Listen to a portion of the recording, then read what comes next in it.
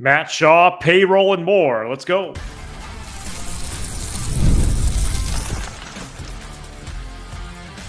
You are Locked On Cubs, your daily Chicago Cubs podcast. Part of the Locked On Podcast Network, your team every day.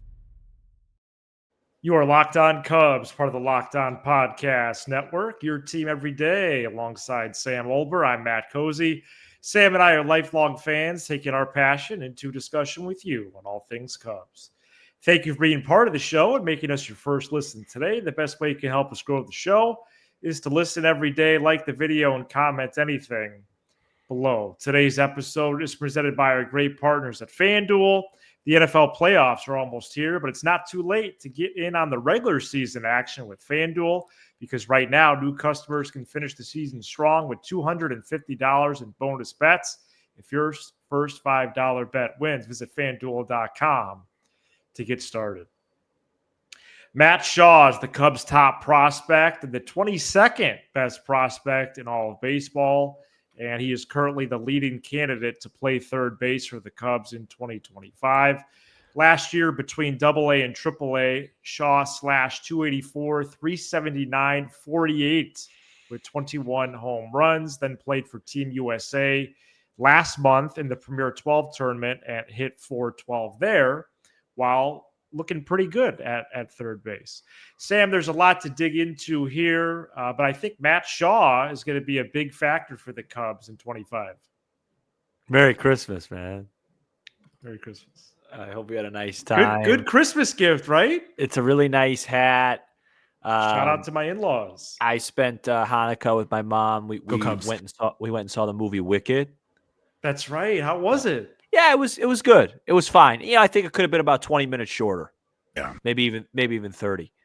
Wow. But it was good. It was good. Good movie. Wizard of Oz, Wicked, always good stuff. Classics. Yeah. Where do you want to go with Shaw? I mean, for me, I'll say this. I'm excited to watch him.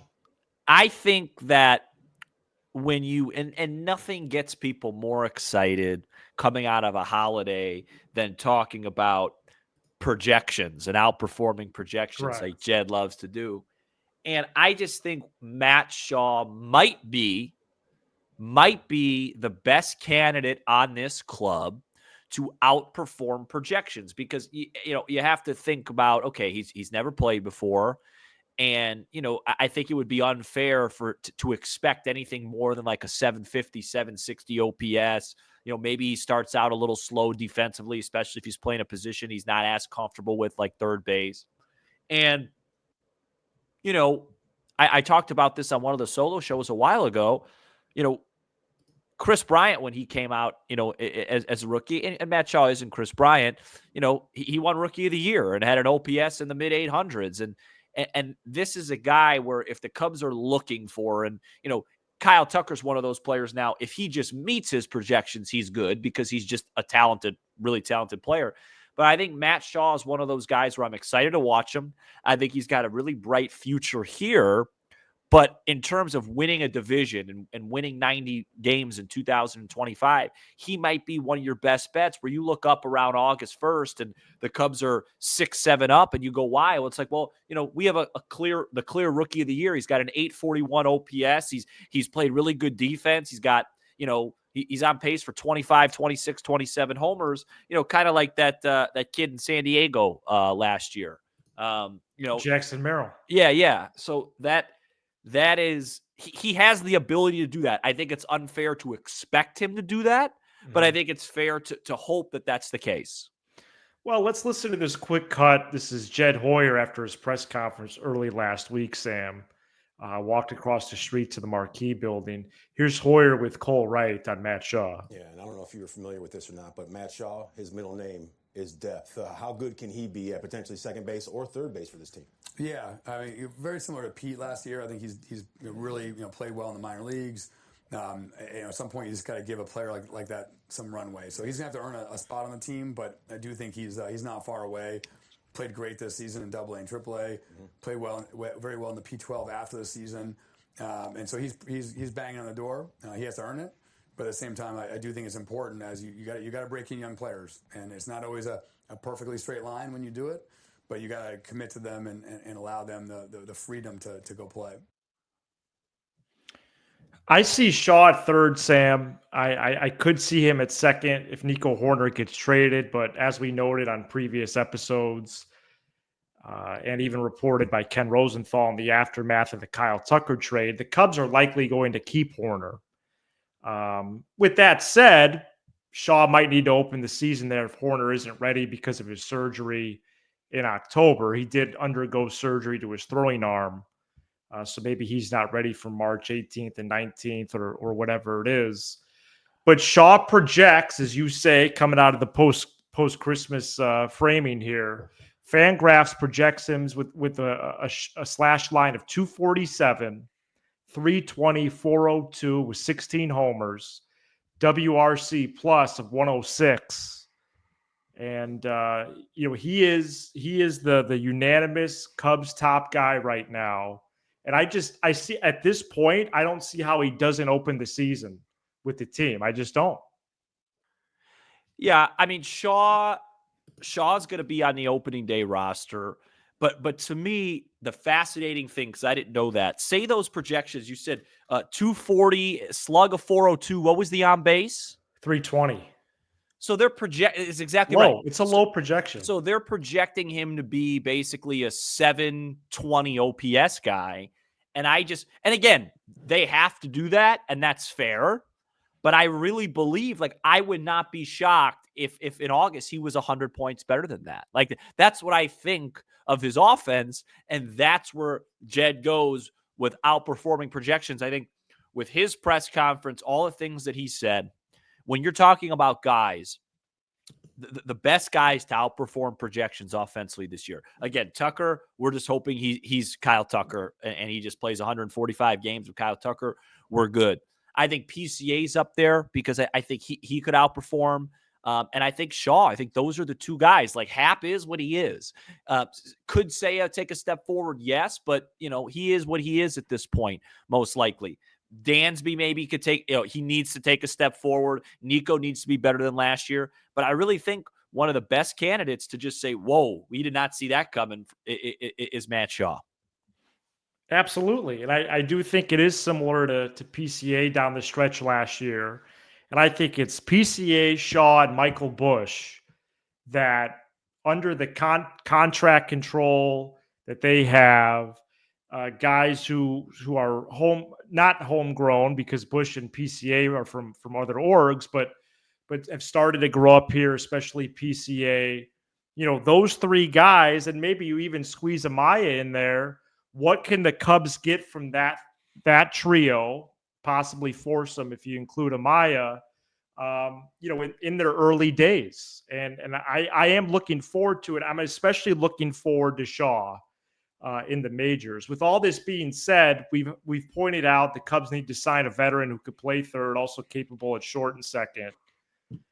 And there's four names that I want to talk about today. One that I don't think we've brought up on the show. Yeah.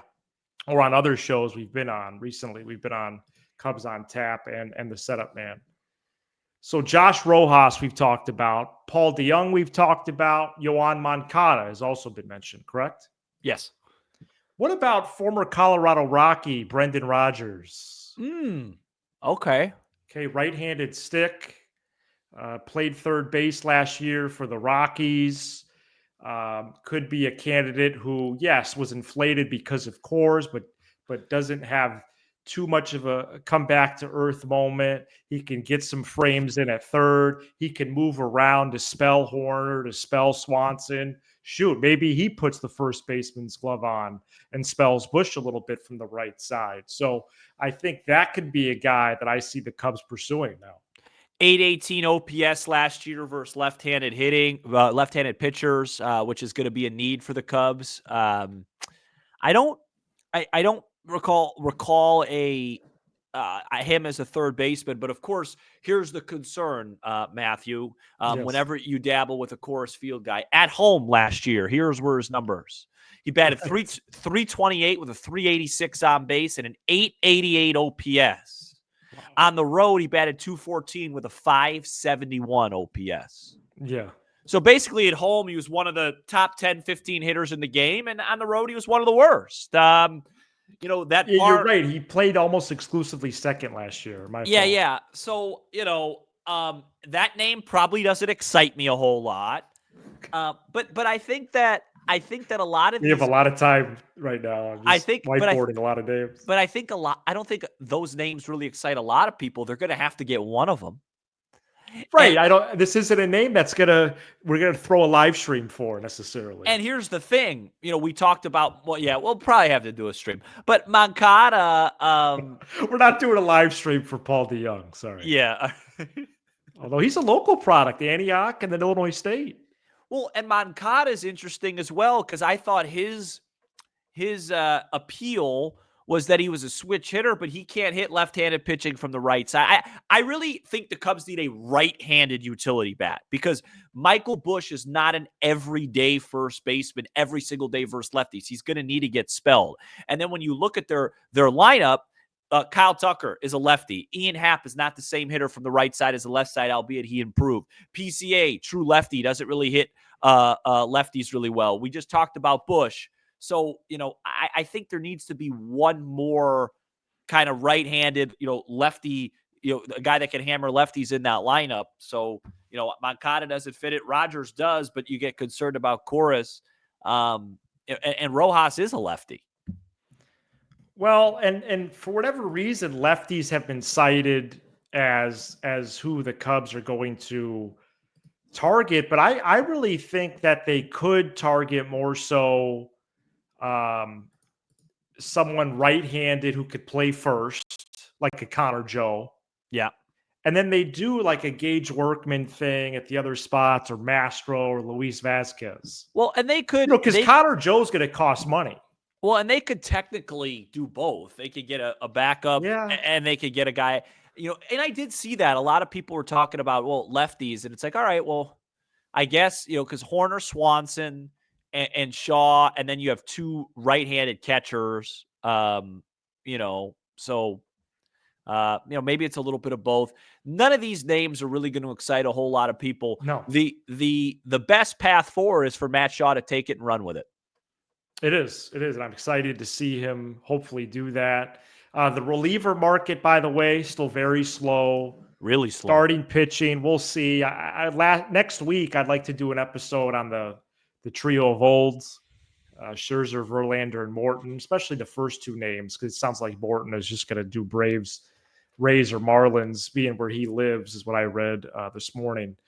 So either Scherzer or Verlander, and maybe that's the Cubs ad, because it's 10 to 15 M's or so for just the one year. That might be one of those guys last year playing baseball. Also, we haven't mentioned yet, Sam, I know we talked about this off the air before we get to our other segments. The Cubs opened on FanDuel last week with an over-under win total of 86.5 and NL Central favorites at minus 105. Mm-hmm. I don't know if you have seen this, though. Since it got posted, it's gone down a bit. Yeah, it's 85.5 now. Yep, and then plus 110 for the Central. Yeah, and I would really like that number. I think we talked about it, to close about 87.5. I think that was realistic, 88.5. And for that to happen, they're going to have to make another major move. Baseball reporter Jesse Rogers of ESPN dropped a story on Christmas Eve, and we're going to get into it next. This episode is brought to you by FanDuel. The NFL playoffs are almost here. The Chicago Bears have not won a playoff game since 2011 against the 7-9 Seattle Seahawks, who are visiting the lakefront this evening. It's not too late, though, to get in on the regular season action with FanDuel, America's #1 sportsbook, because right now new customers can finish the season strong with $250 in bonus bets if you win your first $5 bet. FanDuel has so many ways for you to pick up a W. I love betting on which players will score a touchdown and how many points each team will score. Sterling, I think for tonight, Bears, Seahawks, I think Roshan Johnson's going to get in the end zone. I think it's time for him to get a couple more carries. Kind of tired or watching DeAndre Swift just bounce everything out to the outside, not follow his blockers. Just visit FanDuel.com to join today. That's FanDuel.com for your chance at $250 in bonus bets. Make every moment more with FanDuel, an official sportsbook partner of the National Football League. ESPN's Jesse Rogers dropped a longer story on Tuesday about the state of the Cubs and how they might be stuck, how they've given mixed signals to their fans and the rest of baseball. In the middle of the story, though, is what is getting the most attention in this post-Christmas news cycle. Let me read to you from there. Chicago was one of 3 teams that missed the playoffs despite being over the luxury tax last year. Over the last half decade, however, Chicago hasn't spent on its payroll to keep up with other big market teams that routinely exceed the tax number, and it remains to be seen if ownership will allow the front office to do so again in 25, etc. Meanwhile, private equity investment has ownership answering to more than just a handful of local minority investors like it did previously. The bottom line is more of a concern than ever, with some industry observers believing the Cubs won't sign a mega deal for a player before the next labor agreement is negotiated with the players after the 2026 season. Close paragraph. So, Sam, this story, you called it more of a general piece, and I think that's true because we knew there was some type of constraint on the payroll. Mm-hmm. It turns out the constraint could be that there are more cooks in the kitchen, so to speak. But I am starting to wonder, okay, so we bring in more investors as an organization. How much of the business of the Cubs is going to impact the baseball part of it? Yeah. And the more investors there are, the more profit matters year to year. It's complicated. Yeah, and we're starting to slowly get the reports in of what has been obvious for a couple years, that there's real constraints. And I had a tweet last year that was one of my, I wish this didn't go viral because it's not what I meant, because everyone was making fun of me when I said the Cubs are on a budget. And everyone's like, well, everybody's on a budget. And that's not what I meant. I meant the Cubs are on a budget that they shouldn't be on. And it was obvious. And it's obvious this year that they're on one. And when I read this article, I read it probably about an hour or two, before I left to go hang out with some people, and kind of ruined my night. And the reason why, and I want to ask you this just straight up. After reading that, this is what I thought to myself. Do you think that the Kyle Tucker move, this is a 2-part question, was as much about his cost as it was helping the Cubs win games in 2025? Because as of right now, the Cubs have still saved money when you look at everyone that's come off the books and whatnot. And part 2 of that question is, are you at all concerned that this will be a council type acquisition, which is, hey, this got the fans excited, now they're all in, whatever, and then we're going to be left disappointed by the end of the offseason that's really the only significant thing they did because of all the financial constraints? A lot of stuff for you there. So I'll start with the second one, because in terms of significant players, I do think Kyle Tucker could be the last impact move of significance if they end up going a Max Scherzer route, signing Paul DeJong, getting 2 veteran relievers that don't necessarily pop off the page, but are good veteran presences. I think there's a chance of that, but I do think they're going to make external additions. I really do, that are going to help the team. Yeah. Okay. But a player of Kyle Tucker's stature. Yeah. I know he's. Yeah. Right. I'm still very pleased with that, and I do think they are going to add people. Okay. It may be as many as 4 or 5 guys. Okay. With probably about $40 million they have to work with to leave a buffer during the year to the first threshold. But to answer the first question, and my biggest takeaway from this piece is trying to do this very concise analysis, Sam, that I know you'll appreciate. Mm-hmm. The only way to help a baseball team's business, the only reliable way, is to win baseball games. It is. No, but it is, because that unless you're the Rays. Who watches on TV, who listens on the radio, and who walks into the stadium. Mm-hmm. And that is the best reliable way, especially if Marquee is not a cash cow. Okay, TV deals are about done now. What are the reliable ways going to be? Mostly attendance. Attendance What does that mean? The baseball product. Does the team win games? If not, you are going to be in trouble. Yeah. I agree. And I don't want to get too deep here on a day after Christmas, middle of the holiday season, but I'll say this. I've struggled with this over the last 5 months, 4 months, in terms of I don't want to belabor the point and come on every day and go, man, this financial thing's really frustrating for the Cubs. But at the same time, it's always like yesterday. I was over at a friend's and a couple of their families were over, and they came up to me and they're like, Sam, why are the Cubs so cheap? Like, there's no Kyle Tucker, nothing. Sam, convince me why they're going to be good. Why are the Cubs so cheap? And it's frustrating. It's hard because all I want to do is win games, and I do believe that this path the Cubs can win games because I think the cheap stuff we've talked about it. They still were they paid enough to be better than they were last year. But at the same time, it's also impossible to ignore. It's like, okay, that's great that we got Tucker, but I'm not gonna. It won't be official. I want to see us, doll out the cash for Kyle Tucker. And I do believe that Tom Ricketts and Jed are very shrewd and very calculated. And I think they don't think those deals make sense. And I think Jesse's part of that article where they wait until the CBA changes makes sense to me, because then they don't have to worry about 765 for Soto. People have to follow a cap and stuff. Yeah. And then that's when they feel like they could compete. Jesse, after he posted that article, he did a little piece on Waddle and Sylvie. And I thought he made one really, really interesting point.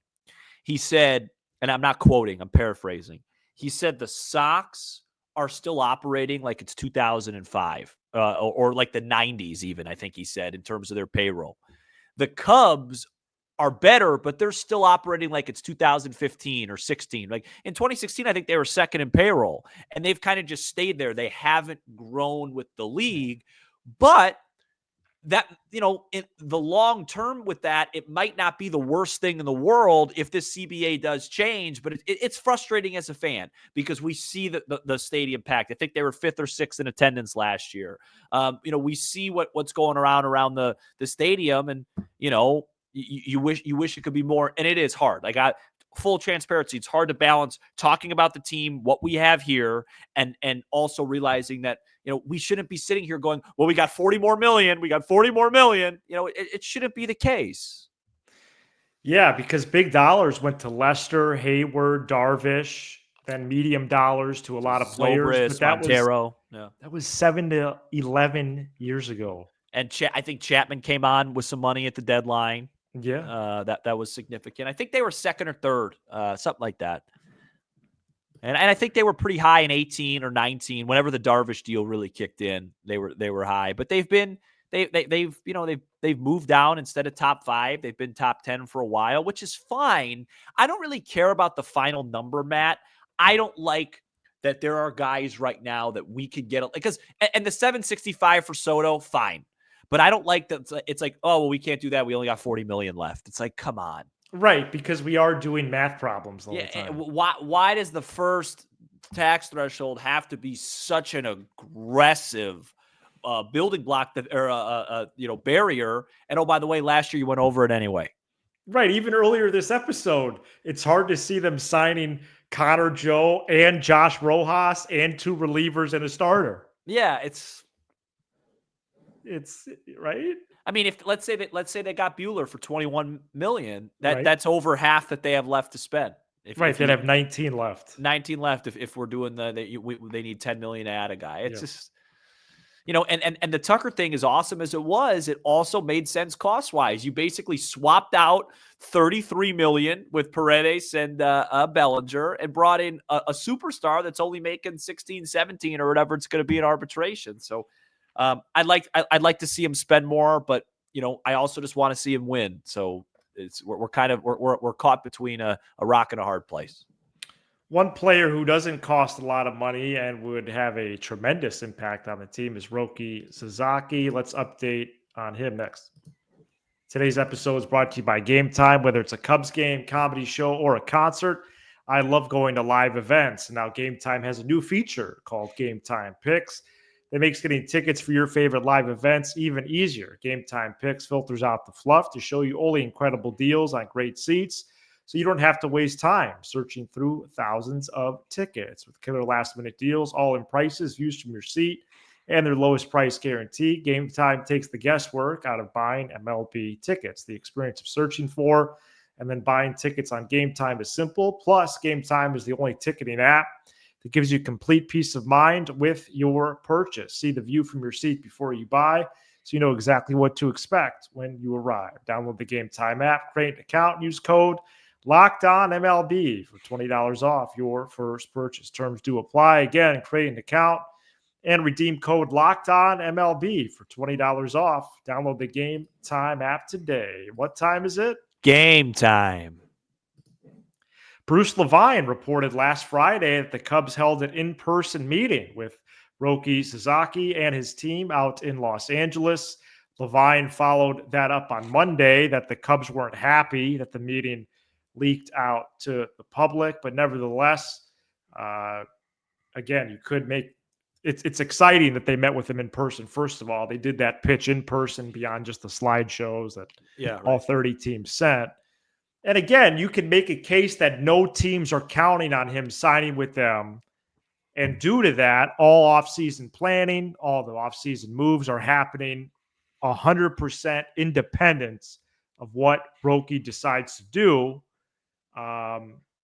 which he needs to decide by January 23rd. Reminder there. Sam, any updated percentages or thoughts on Roki? Yeah, there's a rumor going around that you're in the education field, so that you should know this analogy pretty well. As a student, I view the Roki stuff as like waiting to find out if I got extra credit. Like, nice. It's great. Like, yeah, it's like, hey, you know what? I filled out this whole thing, and it might be 25 points extra credit, which would be great, and it would absolutely help it would probably take my grade in the class to a sure A minus if I get it. But I also know that I still got to really prepare for this test and do all these other things because I don't know if I'm going to get it till the end of whatever. That's how I view Roki. I would love to get him. It would be a huge moment for the Cubs and our program, but all 30 teams are in on him. A lot of people are saying, Padres or Dodgers, which is what we've said, Dodgers or Padres. But it doesn't surprise me that the Cubs got an in-person meeting because the Cubs just had one of the most successful year one Japanese starting seasons ever. Imanaga people did not think he was going to be elite. There were major concerns about him, and he was one of the best pitchers in baseball. And so if I'm Roki, that's an important thing. And I would want to discuss that. And the Cubs have had success on that front with Japanese players, with Imanaga and Seiya. And so it doesn't shock me that they got the meeting. Next week, we will also be Monday, Tuesday, Friday. That's, of course, pending breaking news, with the holiday there plopped in the middle of the week. And one more week of 2024, Sam. Yeah, it's quickest year ever. It's been an interesting year. I just searched this because I was curious. Yu Darvish's first season, 3.90 as a rookie. Imanaga had a better rookie year than he had. It's been an interesting year in Cubs land. It started off really poorly. And then I think this offseason so far to this point has still been something that's very exciting because we've added a player that we've been seeking so much. And now we wait. Thank you so much for checking out this edition of Locked On Cubs. You give us Your 20 to review 30 by me right there. minutes. We'll give you all things Cubs with a laugh or two along the way. Be sure to hit subscribe on YouTube as we make the push to 12,000 subs, and smash the like button for the algorithm, and leave a 5-star review on Apple, Spotify, and everywhere you get your podcasts. All right, we'll be back on Monday. He's Sam Holber. I'm Matt Cozy. This is Locked On Cubs. Matt Shaw, his middle name is Death.